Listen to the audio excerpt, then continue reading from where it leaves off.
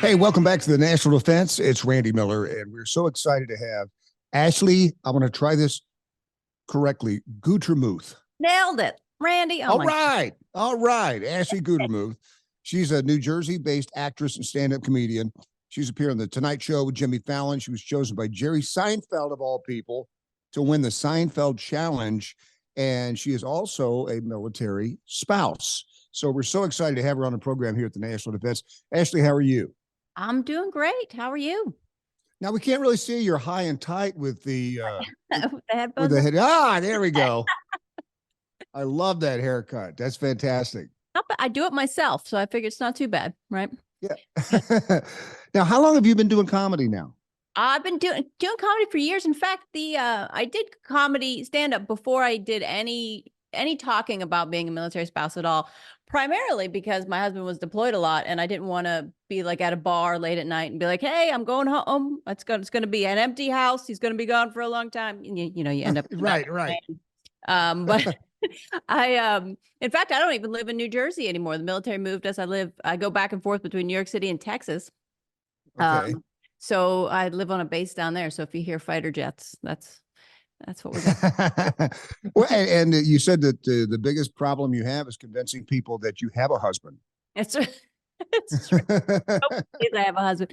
It's funny, my whole life I've gotten that. I used to have long hair too. And I used to get that as well, but I don't. It's too funny. It's funny, but yeah. Oh man, you were so funny. You're just so spot on with your videos and with your stand up. And sometimes you can hear. So let's talk about your husband for a second. Okay.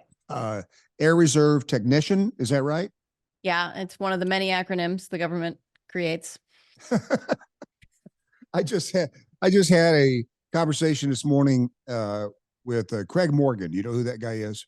No, the name sounds familiar though. He's a veteran. He's a country music singer, very patriotic gentleman, and he just re-enlisted in the reserves.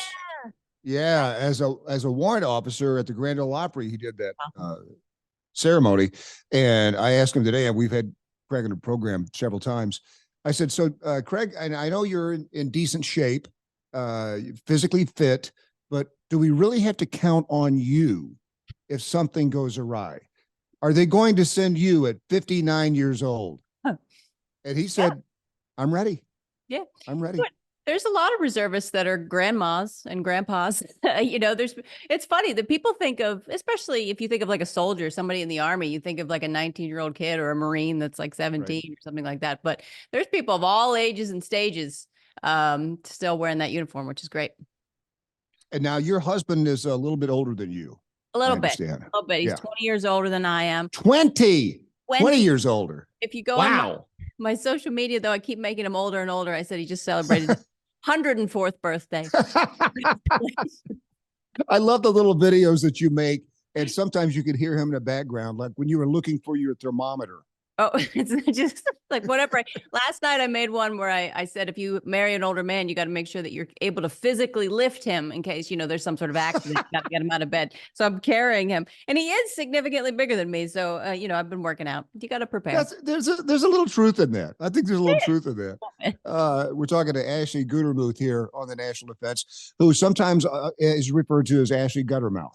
I am. Yeah. You look at my name, it looks like Guttermouth. I should pronounce it Guttermouth. Here's the funny thing.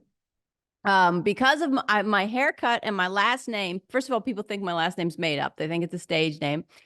And so they think that I'm like a filthy, dirty comedian, when in reality, I don't swear at all. I don't even really swear in my daily life. It's like, must be a letdown. Must be a letdown for a lot of people when they realize Ashley Guttermouth. Oh, yeah. Great. It's gonna be filthy. I so respect clean comedy, and there's just a handful of people that do it all the time. We just went to see Nate Bargatze a couple of weeks ago, and that guy just very clean, very kind of like you. I mean, very very observational comedy, but yours is so fresh, especially when it's in line with what you're talking about with the military. I loved. What was the phone call you made to the, was it the Air Force? No, your husband's in the Air Force, and you talked to an Army spouse, and you said, about the deployment, right? Yeah. I said about the deployment. I said, basically, an Air Force spouse talking to an Army spouse, dealing with deployments, it can be very different. So you have an Army spouse that's calling you and is like, "Hey, I'm so sad. My husband's going to be gone." And you're like, "Oh, I know what it feels like. Mine was gone for 2 months." And they're like, "Mine's going to be gone for 18 and I can't talk to them." And like, there's obviously nuances to that because I'll get Air Force people that are like, "I didn't get to talk to my husband. He's this, that, and the other." So there's differences, but I just know that one time my husband deployed and he got to go to a Baskin Robbins. So like It's a tough deployment. Yeah, I mean that might even be multiple deployments there. it is funny the amount of Air Force people that have full on like ambassador status with Marriott. And then you look at things that stay intense. You're like, man, what I can we got a buddy of mine. It's retired Navy, and he said, you know what the Air Force is good for? They're handicapped. The golf handicaps are low. They are do? so very, very low. Is that true? It's very true. I think the base I live on now has two golf courses. Um, but it's funny because like that has cropped up in the news. They'll be like, why do military bases have all of these things? Why do they have movie theaters and places to buy food or golf courses? And it's so insulated. Some of them are so far from everything else. Even in Jersey, it was hard. The main grocery store was on base. You had to drive for like a good half an hour, 40 minutes to get anywhere that was a decent grocery store. So you start to see why these things exist, but then they don't get funded well. So then they just get overgrown. Right, Terrible. right, right. Well, and you also talked about too the other big myth that the military spouses are underemployed. Not true, right? Right. Right. Yeah. Oh, yeah. That's not true at all. It's funny. I've tried to use comedy to make points about things, and it works every now and again because I'll see people that will come out and they'll talk about things that are really sad, terrible things like food insecurity in military families or Sure. jobs, and they'll just say it in like really depressing ways, and nobody cares. No one, like nothing ever good happens of it. But if you can make fun of it in some way, it does get Right. attention. And it really hit me this year. So I got invited to the White House Christmas party. And I was like, why? Wait. I'm sorry. I'm sorry. Wait a minute. You Yeah. got invited to the White House Christmas party. Yeah. I've been invited to, Okay. yeah. And that was one of the few times I was actually able to go because previously I'd been invited to White House things and I wasn't able to go. Oh, And don't you hate that? I mean, it, I was oh my gosh, I'm sick of it. sick of it happening. So I got, when I was in line at the White House Christmas party, I asked somebody next to me and I said, why are we here? Because nobody had said what it was. And they said, well, are you some sort of like internet creator type thing? And I said, yeah, I'm a comedian. Okay. So then we get in there and they have Dr. Biden comes out and she gives a speech and she says, you have all been invited because you changed the way that news and media was delivered in the last year. And I said, Huh. I blow torch Twinkies and tell people to marry old officers for their retirement. So yeah, I guess I have. But Ashley, it's so true that comedy it just breaks down barriers between everybody. I've always said that if everybody with a different viewpoint than mine could just tell it to me in a funny way, I would listen to it. Right. Right? Yeah, Yeah. totally. Yeah. I mean, that's all you got to do. Now, so you also have this attribute that you have run at least a mile a day for over 2,000 days in a row. I have. Yeah. I hit 9 years in January. And Wow. yeah, it's just weaponizing your OCD. That's all that is. When does it stop? So basically what happened was I wanted to help my husband is tall and skinny, doesn't need any help with his fitness test, but I used to want to run with him, and I'm competitive and I've always been fairly strong, and I played baseball growing up, but I never had a good aerobic capacity. So I started to run and I wanted to run better just to be able to keep up with him. And so I was like, I'm going to do it every day and for 2 weeks. And at the end of it, I'm just going to be amazing. And of course, at the end of the 2 weeks, nothing. But at the end of Right. 100 days, I Yeah. had soared from 17-minute miles to an 8-minute mile, which is Oh my gosh.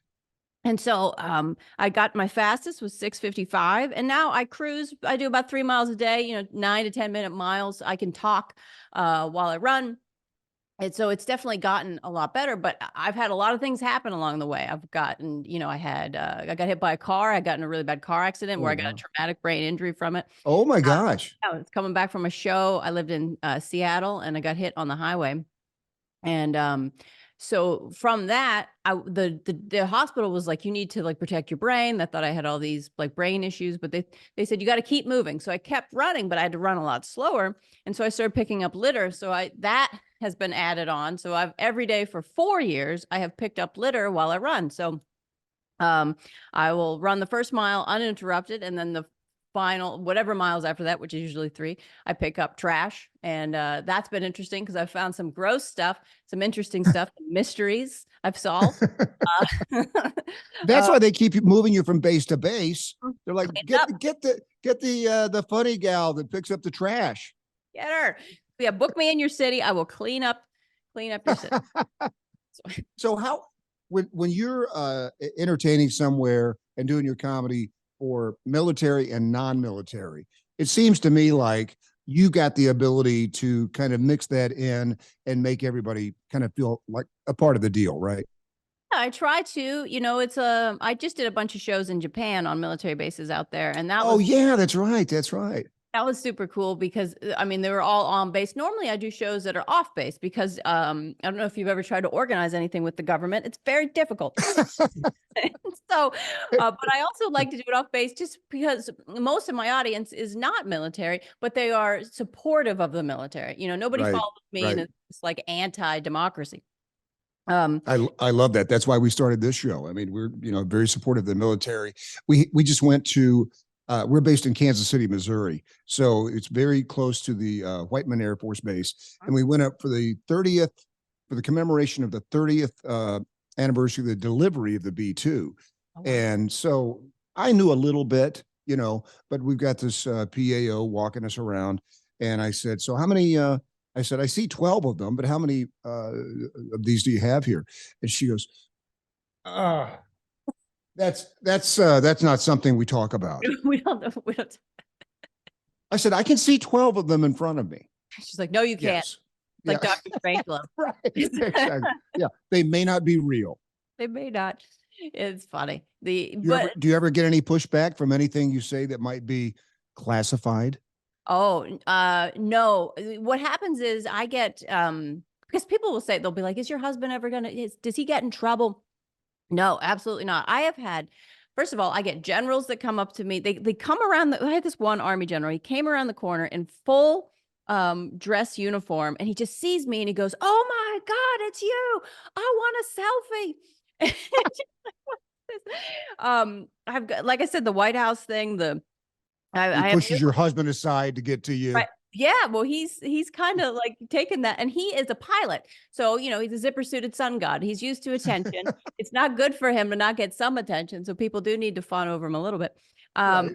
But he no, he doesn't get in trouble. But also, there's very like I pay attention to what certain lines are. People will send me jokes where they say, you should talk about this, tell people to run the gate. I'm like, no, I'm not going to get people shot.